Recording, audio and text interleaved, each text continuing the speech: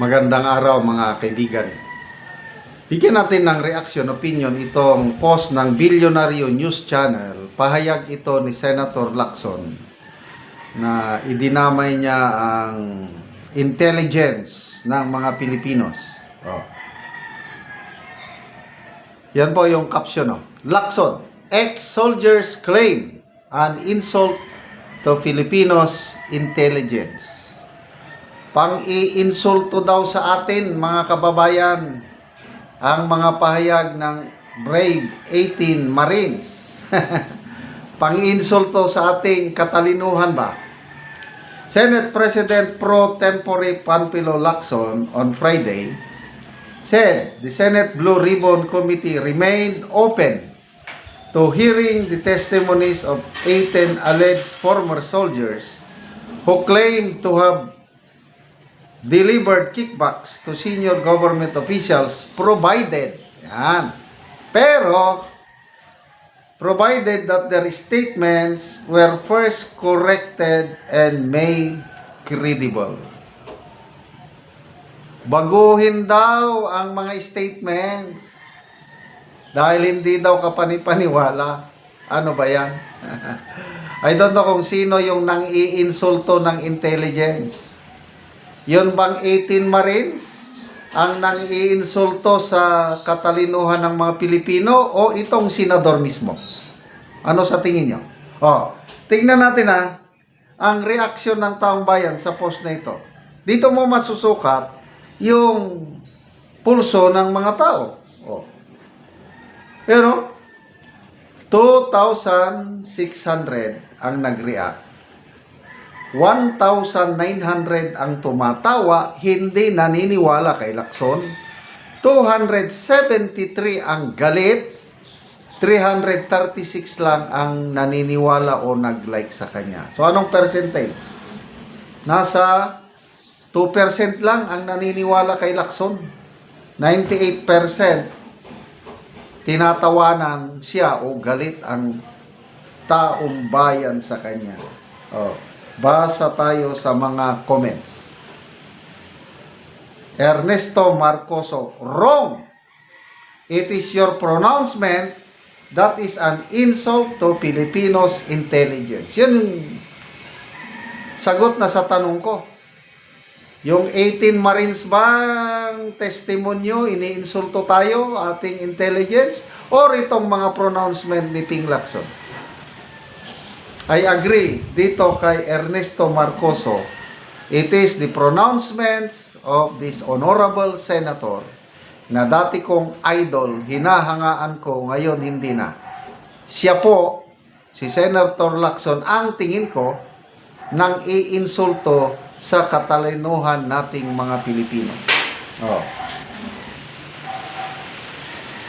Pat Candalla, have their statements duly notarized. Yun, na-notarize naman. Let them take the oath and so be it. Call all of them and hear them. Correct. Tinawag na ng NBI yung abogado na nagnotaryo. At pinatotohanan niya na nakita niya personally, nag-appear sa kanyang notarial office, may video siyang ipinakita. Trabaho ko yan, sabi ng notary public, pinirmahan ko ang kanilang sworn statements. Ayun, notarized na. Ang gawin na lang ng Honorable Senator Lacson, tawagin, mag-oath sila sa Blue Ribbon Committee at doon niya patutunayan na nagsisinungaling ang mga ito. Di ba ganon ang proseso sana? Wala na made up niyang kanyang mind. May bias na siya na mali yung sinasabi niyo yan. Baguhin niyo. Anong babaguhin? Tanggalin niyo si ganito, huwag niyong isama. Ganon ba yun? Ang contention niya kasi na imposibleng makadeliver kayo ng 805 billion in that span period of time. Sabihin na natin, 400 billion lang na-deliver. Ang laking pera pa rin nawala. Bakit doon siya nakatutok sa 805 billion? Sabihin na natin, mathematical impossible. Inamin din niya na for sure nagkaroon ng delivery. O yun lang. Inamin na rin ni Boying Rimulya na yes, matagal na yan. Hindi lang panahon ng Marcos Jr. administration, kahit Duterte, meron din, may isang picture. Bakit ayaw tawagin? Bakit ayaw imbestigahan? Yun. Yun ang pang-iinsulto sa intelligence ng Pilipino. No. Roldan Gorgonio, no, you are. Ikaw ang nang-iinsulto. Bang Candia, Pink Ribbon Committee. Gamboa Susan, so why not investigate so to extract the truth? Ace Gamil, most defensive senator of all time. Sherwin Salas, baliktad na tayo. We are ruled by crooks. The Gina Schickster, the protector at all time, Senator Ping Lacson. Earl Jones, protect the crooks at all cost, Pinky.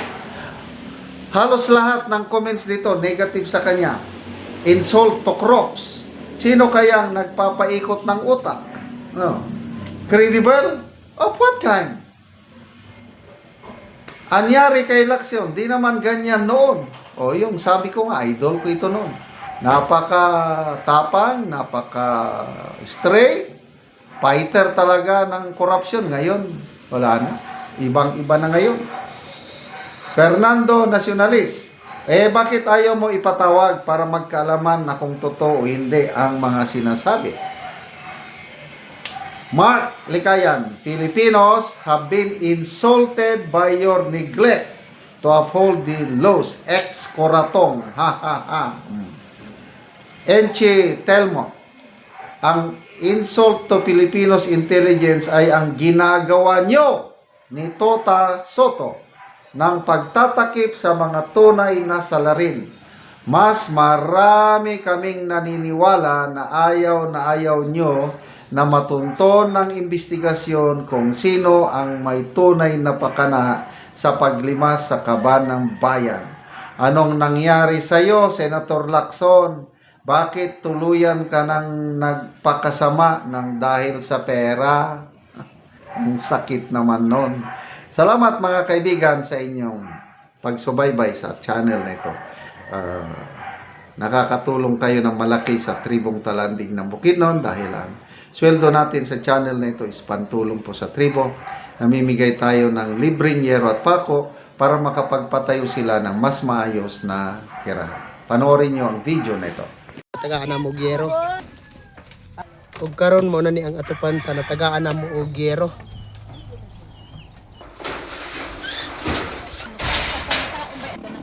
Wakad lang. Mga dati at tulungan na sila. Tuloy yung insurance. Tuloy sa nanay ko. Talagang niya ano oras ito. Ni, awayan lang.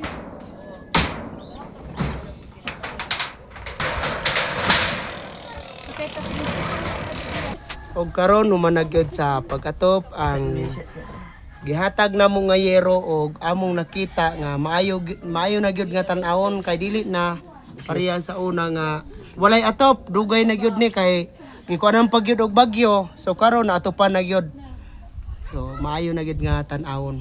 Salamat sa Ginoo nga natagaan yung sin kung wala ang kini pastor. Salamat kayo sa tabang gihatag nga sin sa amo kay ug wala ang tabang nga daan ba ito ako nga top sa una then tapos gibagyuan pa gyud. Then kung wala ang tabang wala gyud mi atop dili mi nani karon ang akong atop nga tsada kung wala ang yung gihatag nga iro. So mura to, salamat. So pila na dayto ka tuig ang imong atop nga Tuig. Lima na to ka tuig. Daan pa gyud to. Daan na gyud kaayo. So pag bagyo gipalid na gyud. Dala kahoy gigabok na dugay kay natupan. Dugay kaayo. So pila ka bulan nga imo ning himuan diri og para sa atop nga kahoy, pila ka bulan aya nakaatop ka? Totoo yun. Ay, pinakaatop. Kung wala gani ning tabang, siguro wala pa gini na atop. Eh, wala naman, palid na sa hangin. Oo, so wala unsa day imong trabaho? Ang trabaho, farmers. Magmuso lang. Kung unom ka bulan ay ka makarbis na ay ka mo makakorta. So walay budget gid sa ipalit sa yero. So mura to, salamat. Salamat kayo. Salamat kayo. Salamat ka.